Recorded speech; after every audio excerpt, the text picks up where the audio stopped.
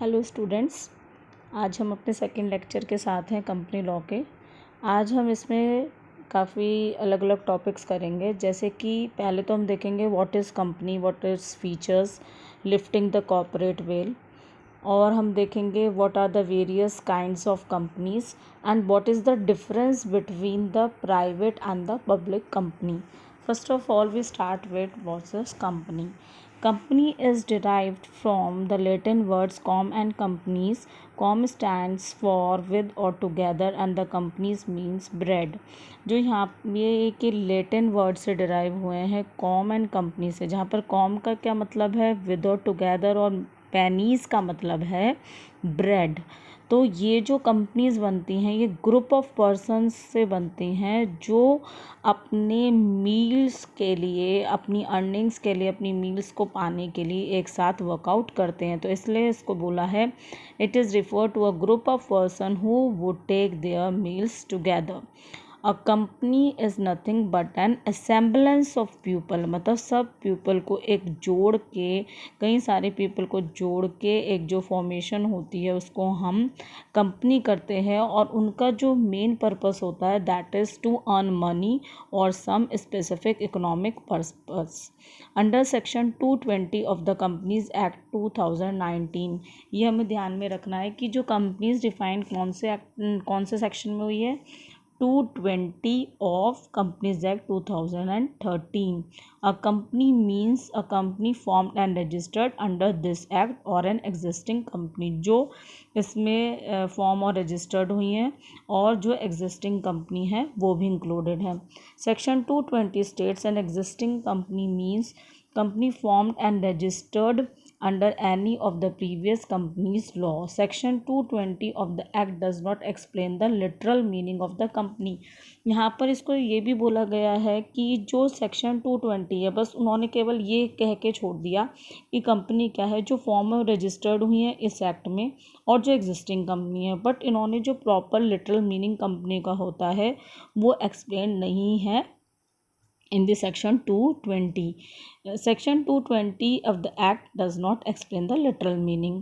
However, from the decisions of the various competent courts, जो decisions निकल के आते हैं competent courts से, companies an association of many persons which contribute money or money worth to a common stock and employ a common trade, और अब business करने के लिए जो एसोसिएशन ऑफ पर्सन्स होते हैं वो एक कंपनी फॉर्म करते हैं और उसमें वो प्रॉफिट और लॉस शेयर करते हैं and that accumulates to form a company. The common stock so contributed in terms of money is the capital of the company. और जो वो कॉमन स्टॉक एक डिनोट जो करती है, जो मनी को, जो हमने मनी को आपस में जोड़ के एक कंपनी बनाई है उसको हम क्या बोलेंगे, capital of the company. The person who contributes और whom it pertains are the members of the company, और जो उसमें कंट्रीब्यूट करते हैं उस शेयर में, कैपिटल में, वो मेंबर्स बन जाते हैं कंपनी के। The proportion of the capital to which each member is entitled in his share, और जो प्रोपोर्शन उनका उस कैपिटल में से होता है उसको क्या बोलते हैं हम, शेयर बोलते हैं। Share are always transferable, the right to transfer them is often more or less restricted. ये ट्रांसफरेबल होते हैं बट ये मोर और लेस रिस्ट्रिक्टेड हो सकते हैं। Now we will see the features of the companies act. अब फीचर्स इसके क्या क्या हैं कंपनीज एक्ट के। The companies bill 2012 received an assent of the president on 29 August 2013 and becomes the companies act 2013। इसको एसेंट मिली थी प्रेसिडेंट ऑफ इंडिया से ऑन 29 अगस्त और फिर इसको कंपनीज एक्ट बनाया गया 2013। After the consent of the president of India the new legislation replaced the 57 years old companies act, और इसके आने से जो हमने पिछला देखा था कंपनीज एक्ट 1956, 57 ईयर्स ओल्ड पुराना, वो रिप्लेस हो गया और अब जो करंट में चल रहा है वो है companies act 2013। The companies act 2013 has published in official gazette of the government of India, और ये पब्लिश हुआ गवर्नमेंट ऑफ इंडिया गजट में on August 30, 2013। 2013. According to the section, the Companies Act 2013, the act may be called the Companies Act 2013. और इसको क्या बोला गया? Companies Act 2013. It extends to the whole of India. Section 1 clause 2. The act is divided into 29 chapters, which consist of 470 section and 7 schedules. The nature of features or characteristics of a company. The principal features or incorporated company are as follows. अब हम इसमें देखेंगे what are the characteristics of the company. First one is the incorporated association. A company comes into the existence only after the registration. जो company होती है registration के बाद company form होती है, बट जो सैचुरेटेड कॉरपोरेशन होते हैं और कमेंस बिजनेस करते हैं वो नोटिफाइड और स्टेटेड होते हैं in the companies act 2013 as passed in the legislature. क्योंकि जो सैचुरेटरी कंपनी होती हैं वो कंपनी होती हैं जो पास की जाती हैं लेजिस्लेचर द्वारा. It comes into being from the date mention in the certificate of corporation. और जब वो रजिस्टर्ड होने के बाद जो सर्टिफिकेट उनको दिया जाता है उस डेट से वो कमेंस मानी जाती हैं. Two basic types of company which are registered under the act are the private companies under section 262 68 clause and the public companies section 271 of the Companies Act 2013. और इसको हम ध्यान में रखेंगे वो कौन कौन सी कंपनीज है, private company and the public company. Section 12 of the act describes the in case of private company minimum number of members are 2 and maximum are 50. Private company में कितने मेंबर्स होंगे? मिनिमम मेंबर्स 2 होंगे और maximum number 50 होंगे. But in case of public company minimum number of persons are 7 and no upper limit और maximum limit is there. These are the precautions keep in mind. इसलिए ही क्योंकि कितने भी कौन से मेंबर्स हैं, कितने नंबर ऑफ मेंबर्स होते हैं या अक्सर पूछ लिया जाता है, तो इसको आपको माइंड में रखना है. ये सब आपको याद करना है, समझना है और याद करना है एज इट इज़ कि कैसे कैसे दिया गया है इसको. Thus a public company may have an unlimited number of its members और the shareholders. Artificial legal person. A company is an artificial person. इसको आर्टिफिशियल पर्सन बोला है, not a natural person. Therefore a company is not a citizen under the constitution of India. इसलिए ही company को citizen ना मानते हुए इसको आर्टिफिशियल पर्सन माना है, नेचुरल पर्सन नहीं है. ये भी प्री का क्वेश्चन है. इट कैन बी आस्क्ड कि weather company is artificial person और नेचुरल पर्सन और it is a citizen under constitution of India और नॉट. ये कौन से केस में दिया जाता है? State trading corporation of India versus CTO AIR 1963, SC 1811, Tata and the 11 company limited versus state of Bihar 1965. A company does not possess any fundamental rights. यहाँ पर इसको क्या कहा है? जो कंपनी के हैं क्योंकि वो सिटीजन नहीं है तो वो पोजेस नहीं करती फंडामेंटल राइट्स को. For taxation and other purpose of the company is considered as the resident. Company has right to enter in the contractual obligations with the other party. क्योंकि कंपनी यहाँ पर क्या एक्वायर कर सकती है, डिस्पोज ऑफ कर सकती है प्रॉपर्टी को, enter into contract with third party से कॉन्ट्रैक्ट कर सकती है. इट कैन बी सूड और can sue in its own name. All the powers of the company duly appointed are vested in the board of the directors. और इसमें जो legal case दिया गया था वो था बेस वर्सेस स्टैंडर्ड कंपनी, जहाँ पर board of directors are considered at the brains of the company. यहाँ पर बोर्ड ऑफ डायरेक्टर्स को ब्रेन्स ऑफ द कंपनी कहा गया क्योंकि जो सारी पावर होती है they are vested in the board of directors. Again the precautions cases are very important. Keep all these cases in mind. Now very important topic and very important case, Solomon versus Solomon and Company 1877. Independent और separate legal entity. ये question पूछ रहे थे weather company is independent और separate legal entity और not. In which case it is decided after the being incorporated under the Companies Act 2013, a company becomes a independent legal entity. तो company क्या होती है? एक सेपरेट लीगल एंटिटी होती है. It's separate from its member और after the registration association of persons become the body corporate बोलते हैं by the name content in the memorandum of association. और ये कौन से केस में डिसाइड हुआ था? Solomon versus Solomon. It's very important case. Permanent existence, अब कंपनी का क्या बताया गया? परमानेंट एग्जिस्टेंस होता है, has a perpetual succession, individual members forming company may go from here to there but the company continues. Company का जो members हैं they can go here and there, but जो कंपनी है वो चलती रहेगी। डेथ और इंसॉल्वेंसी होती है किसी शेयर होल्डर की तो उसका कोई इफ़ेक्ट नहीं होगा कंपनी के एग्जिस्टेंस पर। Now transferability. Under the section 56, the companies act in the case of public company limited by share. The shares are freely transferable. जो company limited company public company होगी, that shares are freely transferable. It is a statutory right of the shareholder to transfer. In the absolute restrictions on the member of to transfer their share shall be the ultra vires. But यहाँ पर कुछ restrictions हैं, अगर वो share कर देता है तो वो अल्ट्रा वायर भी हो सकता है। ये हम आगे अभी आर्टिकल ऑफ एसोसिएशंस जब पढ़ेंगे उसमें इसको देखेंगे। Now comes the democratic management. A company is managed by the board of directors. Company कैसे मैनेज होती है? बोर्ड ऑफ डायरेक्टर्स करते हैं, whole time directors, managing director, जितने भी मैनेजर्स हैं, तो एक डेमोक्रेटिक मैनेजमेंट इसको माना गया है because the management is under the hands of the board of the directors. Common seal. Since company is an artificial person, it has to act through the natural person who are known as director. अब हमने पीछे देखा कि company क्या है? एक artificial person है, natural नहीं है। तो जो नेचुरल पर्सन्स हैं, डायरेक्टर्स हैं, उनके ही द्वारा जो कंपनी है वो एक्ट करती है।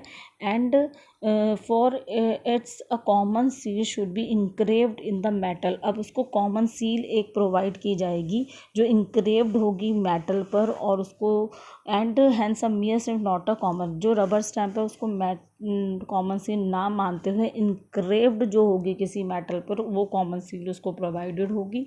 और इसीलिए कॉमन सील इम्पॉर्टेंट है किसी भी कंपनी के लिए। Limited liability. Provisions regarding the liabilities of the company are given in the liability clause of the memorandum of association. जो liabilities हैं किसी भी कंपनी की, वो liability clause जो है memorandum of association, ये भी हम अभी आगे पढ़ेंगे what is the memorandum of association, उसमें आपको क्लियर हो जाएगा। तो जो भी लाइबिलिटीज़ ऑफ द कंपनी होती हैं वो मेंशन किस में होता है? Liability clause of the memorandum of association. The liabilities of the shareholders of a company are usually limited. The creditors of the company are not the creditors of the individual shareholders. It can also be executed against the assets of the company.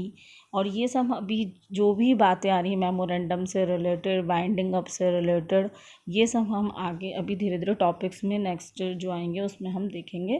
तो the company acts permits the formation of company with unlimited liability but such companies are very rare. जो mainly जो companies बनती हैं वो limited liabilities के साथ बनती हैं, पर परमिशन है for the unlimited liability, but ये वाली जो कंपनीज होती हैं बहुत कम हैं एग्जिस्टेंस में। Now we will see the position of the following with regard to the membership of the company. Position with regard to the following the membership of the company. इसमें क्या है? Partnership form. पहले हम इसमें देखेंगे partnership form में। तो partnership form में hold the shares in a company in the individual names of the partners eight joint share holder. Partnership form भी हम इसमें इन्वॉल्व कर सकते हैं क्योंकि ये मेंबरशिप के अकॉर्डिंग बन रही हैं, और इसमें जो नेम्स ऑफ द पार्टनर है एज द शेयर होल्डर्स उनको इंक्लूड करा जाएगा। As an incorporate association a firm is not a person and it can be entered in the register of the members. An insolvent may be the member of the company. Insolvent को भी member of the company माना जा सकता है so long as his name appears in the register of the members. He is a member and is entitled to vote through his shares vest in the official assignee और receiver. इसका एक case है Morgan versus grey. ये यहाँ से थोड़ा सा edit करने में थोड़ा सा डिलीट हो गया है, तो ये है केस यहाँ पर मॉर्गन वर्सेस ग्रे, इसको आप नोट डाउन कर लें। अब हम देखेंगे what is the pressing of the corporate veil और the lifting of the corporate veil. Again the important topic, lifting of the corporate veil means ignoring the separate entity of the company. यहाँ पर यह कि अगर हम ignore कर देते हैं कि एक सेपरेट लीगल एंटिटी है तो उसको क्या माना जाएगा, और उसको जो रियलिटीज़ हैं उसमें हम झांक कर देखते हैं। वेल मतलब पर्दे को कहते हैं ना, जैसे कि पीछे क्या हो रहा है, पर्दे के पीछे क्या चल रहा है, कोई गलत तो नहीं हो रहा, कुछ फ्रॉडुलेंट एक्ट्स तो नहीं हो रहे।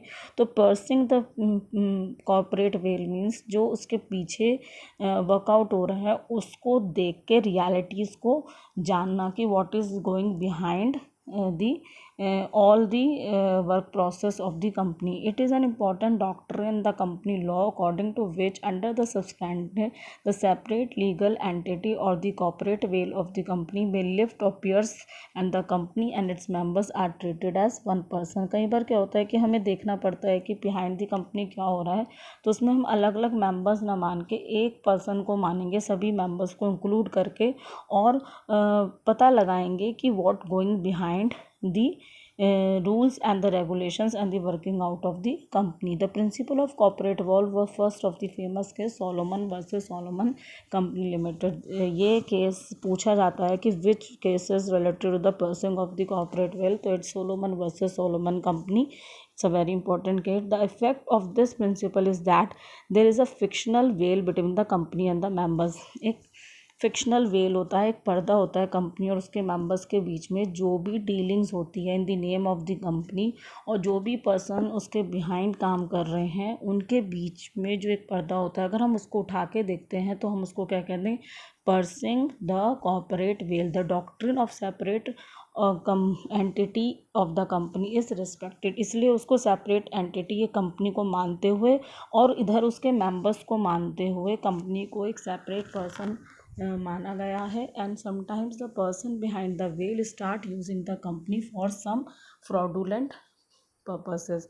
यहाँ पर ये भी हो सकता है कि जो पर्सन्स हैं बिहाइंड द वेल, जो मेंबर्स हैं कंपनी से अलग, जो मेंबर्स हमने एक अलग माना है और कंपनी को एक सेपरेट एंटिटी माना है, मे बी ये हो सकता है कि वो फ्रॉडुलेंट पर्पस के लिए वर्कआउट करने लगे। And these circumstances the courts are compelled to disregard this veil and determine the real beneficiary। तो उसमें कोर्ट को इंटरवीन करना पड़ेगा और वेल को हटाते हुए देखना पड़ेगा कि कौन से वो मेंबर्स हैं जो फ्रॉडुलेंट पर्पस के लिए कंपनी में वर्कआउट कर रहे हैं। इस फिनोमिनन को तभी नाम दिया गया है कि lifting of the corporate well, पर्दा हटाना, क्या गलत काम हो रहा है उसको ढूंढना और पर्दा हटा के ये देखना कि कौन से मेंबर्स हैं जो फ्रॉडुलेंट पर्पस के साथ वर्कआउट कर रहे हैं कंपनी में। The circumstances under which the court में लिफ्ट द कॉर्पोरेट वेल, कौन कौन से ऐसे सर्कमस्टेंसेस हो सकते हैं जिसमें कोर्ट को इंटरवीन करना पड़ेगा और कॉर्पोरेट वेल को लिफ्ट करना होगा। इसकी दो कैटेगरीज हैं, statutory exceptions and the common law exceptions. पहला है सैचुरेटरी एक्सेप्शंस। इसमें क्या है, first one is reduction of the number of members below statutory limit. जितने मेंबर्स रिक्वायर्ड हैं उनके नंबर्स में अगर रिडक्शन होता है, जो सैचुरेटरी एक लिमिट बनाई गई है उसमें अगर रिडक्शन होता है तो court will intervene into it and it will termed be as the statutory exceptions under section 45 of the companies act where the company carries on business for more than 6 months। ठीक है, एक company workout करती है 6 महीने से ज़्यादा after it's number of member is reviews below 7 in the case of public company. और वहाँ पर क्या होता है, पब्लिक कंपनी के केस में 7 मेंबर्स रह जाते हैं and below 2 in the case of the private company, और प्राइवेट के कंपनी के केस में 2 से भी कम हो जाते हैं। तो every member who is aware of this fact shall be jointly and severally liable. तो जो भी मेंबर को पता है कि रिडक्शन हुआ है एज ए प्रिस्क्राइब जो नंबर होना चाहिए प्राइवेट एंड पब्लिक कंपनी से, तो वो क्या होंगे, जॉइंटली एंड सेवरली लाइबल होंगे for the debts of the company which are contracted during that period. Second one is fraudulent conduct of business. अगर फ्रॉडुलेंट कंडक्ट हो रहा है बिजनेस का under section 339 of the companies act in the course of winding up of the company it appears that any business of the company has been carried out with the intent of defrauded. अब यहाँ पर क्या है, creditor को defrauded की बात हो रही है। हमने फ्रॉडुलेंट पर्पस के लिए देखा ही था, पासिंग करनी पड़ सकती है कॉर्पोरेट वेल की, लिफ्टिंग हो सकती है कॉर्पोरेट वेल की। तो यहाँ पर अगर 339 में ये बाइंडिंग अप के दौरान अगर हमें ये पता चलता है कि बिजनेस में गलत पर्पस से या फ्रॉडुलेंट पर्पस से वर्किंग हो रही है, तो court will intervene into that and business को जो भी करना है पर्सनली लायबल होंगे, parties knowingly and liable for the debts and the of the company. Misdescription of company's name. अब यहाँ पर ये टर्म से ही पता चल रहा है कि कौन कौन से ऐसे एक्सेप्शंस हैं जिसमें हमें ये करना होगा। Description of the companies under the section 12 of the companies act with the name of the company is not properly used in the contract. अगर नेम ऑफ द कंपनी ही यूज़ नहीं किया गया है प्रॉपर वे में, contract में, negotiable instrument में, indication that act on the behalf of the company, then the directors and the partner will be personally liable। इसका केस है Hendon versus Adelman and others 1973। Misstatement in the prospectus. Prospectus भी हम आगे पढ़ेंगे next class में। We will study what is prospectus. According to section 7 companies act, if the prospectus contains misrepresentation, कोई भी misrepresentation होती है, director, promoter and every other person who authorize issue of such prospectus will be held liable। Failure to refund application money। अगर कोई application money हम failure हो जाते हैं रिफ़ंड करने में, then it will be held to be liable under the section 17 of the companies act, where the minimum subscription received by within the 120 days from the issue of the prospectus and if the amount is not duly returned within the 130 days, the director shall be held jointly and severally liable for the penalty। Group amounts of the holding and the subsidiary companies. यहाँ पर क्या है कि जो group amount है balance sheet में हमने करा या फिर इनकम स्टेटमेंट्स में, ऑडिटर्स रिपोर्ट में, तो जो भी इस तरह की कंपनीज वर्कआउट करती हैं डिसरिगार्डिंग द रूल, तो उसको भी यहाँ पर सब होल्ड किया जाएगा। एंड यहाँ पर होल्डिंग और सब्सिडायरी कंपनीज के ग्रुप कितने भी अकाउंट्स उनको ग्रुप किया जाएगा for investigation into the affairs of the related companies. अब यहाँ पर क्या होगा, इन्वेस्टिगेशन होगा जो रिलेटेड कंपनीज हैं, एक कंपनी से जो दूसरी कंपनी जुड़ी हुई हैं उनका इन्वेस्टिगेशन। तो ही and the government has the power to investigate in the manner and he can appoint an inspector। he shall also have the power to lift the corporate veil and to investigate the matters। liabilities for the pre incorporation contract, जो pre incorporation contract हुए हैं into the promoters before the formation of company, मतलब form होने से पहले जो भी contracts हुए हैं, जो प्रोमोटर एंटर किए हैं उनमें, if the incorporation contract are not adopted by the company, the promoter shall be held liable for such unadopted pre incorporation contract. Now comes the ultra vires contract, contracts which are beyond the powers। यहाँ पे क्या, which are beyond the powers and not authorized such, then are comes the ultra vires the director, ultra vires the company। Now comes the judicial exceptions. Judicial exceptions में कौन कौन से हैं, following are some of the judicial exceptions in which the corporate will is lifted, the separate legal entity of the company is ignored। अब हम यहाँ पर ignore करते जा रहे हैं सेपरेट लीगल एंटिटी को, क्योंकि हमें देखना है दोनों के बीच में what's going on behind the company. Separate legal entity तो है बट द मेंबर्स तो कोई फ्रॉडुलेंट एक्ट नहीं कर रहे हैं। The determination of the character of the company, a company may assume an enemy character when person in de facto control of its affairs. अगर कोई पर्सन इन डिफेक्टो कंट्रोल करता है कंपनी के अफेयर्स को, तो ही will be treated as the enemy character. In the legal case of Daimler company limited व continental tyre and rubber company, यहाँ पर क्या था, company was incorporated in the England for selling the tyres made in Germany. यहाँ पर कहते हैं एक इंग्लैंड कंपनी इनकॉर्पोरेट हुई इंग्लैंड में, तो टायर बेचने के लिए जो जर्मनी में बन रहे थे by German company. The real control of this of the English company was in German hands, the जो रियल कंट्रोल था वो जर्मन हैंड्स में था, बिकॉज द मेजोरिटी जो शेयर होल्डर्स थे एंड द डायरेक्टर्स थे they all are German residents. When the first world war broke out the company filed a suit to trade debt held that the company had become an enemy company. और ये held किया गया कि जो company है वो enemy company हो गई and it was controlled by the German who were the alien company. The suit was dismissed that such permission would be against the public policy. Protection of revenue. The court is empowered to lift the corporate veil in the interest of the revenue. तो यहाँ पर अगर interest है revenue का तो उससे भी related अगर होता है तो हम उसमें कॉर्पोरेट वेल को लिफ्टिंग की जो सेपरेट लीगल एंटिटी है कंपनी की उसको हम यहाँ पर रहने दे सकते हैं, क्योंकि in the legal case of Shri Dinshaw मैकनेट private limited the assets of the Dinshaw was a millionaire who enjoying a huge dividend and the interest income. He formed 4 private companies and transferred his interest to the Leo of the share. अब यहाँ पर क्या हुआ, the company handed over हो गई, S में loan हुआ, the company is not carrying on any business और कोई बिजनेस कैरिड आउट नहीं हुआ, तो Dinshaw will be held the owner for the total income and the liable for to pay the tax.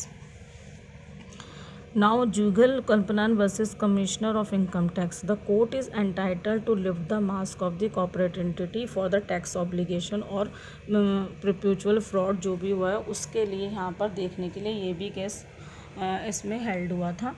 Prevention of fraud और improper conduct. अब एक और है इसमें मेन पॉइंट कि प्रिवेंट करने के लिए प्रॉपर कंडक्ट या फ्रॉड को, तो यहाँ पर कॉर्पोरेट वेल का जो ये एक्सेप्शन है that is important. In the case of Gilford motor company limited versus Horn, Horn was appointed as managing director of the company. He was not solicited the customers of the company. The company sent out the circulars to the customer of his former employer. The court issued an injunction for him soliciting the business. Where company is incorporated to act as an agent of the members. जहाँ पर company incorporate हुई है एक agent की तरह work करने के लिए, अगर वहाँ पर कोई भी ऐसा एक्ट अराइज होता है that is for not the proper purpose of the companies act. Avoidance of contractual obligation, जहाँ पर अवॉइडेंस हो रहा है कॉन्ट्रल एब्लिगेशंस जो फुलफ़िल करने के लिए उनको अवॉइड किया जा रहा है. In that case also, in the interest of the company, sometimes a company itself wants to that its separate entity should be avoided and treated alike with the members. कई बार खुद ही कंपनी अवॉइड कर देती है कि मेरी separate entity नहीं है और ऐसे ट्रीट करती है अलाइक विद द मेंबर्स और मेंबर्स के साथ अलाइक ट्रीट करती है, और तो वहाँ पर भी एक्सेप्शन जुडिशियल एक्सेप्शंस में माना जाएगा. In the legal case of Madras Bangalore transport company was Inder Singh, a firm of transporters was a tenant in the premises belonging to Inder Singh. जो ट्रांसपोर्टर्स थे वो टेनेंट थे प्रेमिसेस ऑफ इंदर सिंह में. Later on the firm was split into 2 firms. और यहाँ पर क्या हुआ, बाद में ये फॉर्म क्या हुई, 2 पार्ट में डिवाइडेड हुई. One of the firm as private limited company, both the firm and the company had their offices in the same premises. और फिर क्या हुआ, सेम प्रेमिसेस उनमें उनके ऑफिस हो गए एंड द ओरिजिनल फॉर्म क्या हो गई, टीनेंट हो गई. The landlord Inder Singh filed a suit against the original form and sublet the possessions of the private limited as a separate legal entity without obtaining his consent. तो यहाँ पर सुप्रीम कोर्ट ने क्या हेल्ड किया, that private limited form and the partnership form are to only in name but not for the practical purposes. Avoidance of welfare legislation. अगर हम avoid ही कर रहे हैं कि वेलफेयर लेजिस्लेशन जो बनाया गया था उनको अगर अवॉइड कर रहे हैं तो that will comes the judicial exception. Misuse of exemptions given by the government. अगर गवर्नमेंट ने कोई एग्जम्पशंस दिए हैं और हम उनका मिसयूज़ कर रहे हैं तो भी it will be held as judicial exception in the case of corporate whale lifting. इसका केस है Inalsa limited versus union of India 1996. Prevention of fraud upon public, अगर आप पब्लिक के साथ ही फ्रॉड कर रहे हो तो उसके प्रिवेंशन के लिए the company submits a fraud against the public, then in such cases the court can lift the corporate veil. और इसका एग्जांपल है Delhi development authority versus keeper company limited, Ali एहमरसीन Rizvi versus Indo French biotech companies limited. Dummy companies, अब dummy companies बन गए मतलब वैसे तो they are dead but they acting their own personal business and the court में lift the corporate veil and if it appears a separate veil is being misused. और अगर ये अपीयर होता है कि जो सेपरेट लीगल एंटिटी है उसका मिसयूज हो रहा है तो it will come under the judicial exception. हर्टविज versus Berner the Times October 29, 1932, that's the case. Refusal to lift the corporate veil. यहाँ पर अगर refusal to lift the corporate veil, ये कैसे देखें कहाँ कहाँ रिफ्यूज़ल हो सकता है कि नहीं पर्दा नहीं उठना चाहिए, ये बहुत ज़रूरी है. इसमें हम ये देखेंगे. पहला केस है national interest, second one is the protection of the revenue and third one is the government companies. अगर नेशनल इंटरेस्ट है तो वहाँ पर we can't lift the corporate veil. और इसका केस है LIC versus Escorts limited. You can read out all this. And the protection of the revenue, अगर revenue के लिए प्रोटेक्ट करने के लिए ज़रूरी है तो we can't lift in that case the corporate veil because जो सेपरेट एंटिटी है इग्नोर हो जाती है इन दैट केसेस में, avoiding the liability to pay the tax. And government companies में majority of the shares of the company are held by the central government और the state government. In such companies where almost all the shares are held by the government, the corporate veil cannot be lifted and the courts generally refuse to lift the corporate veil. और इसका case जो है ये है Bharat aluminium company versus special area development authority. आपको as it is ये case याद करने होंगे, इन पॉइंट्स को आपको याद करने होंगे and they are very simple. और रीडिंग में ही आपको बिल्कुल क्लियर हो रहा है कि क्या कहना चाह रहा है एक एक टॉपिक.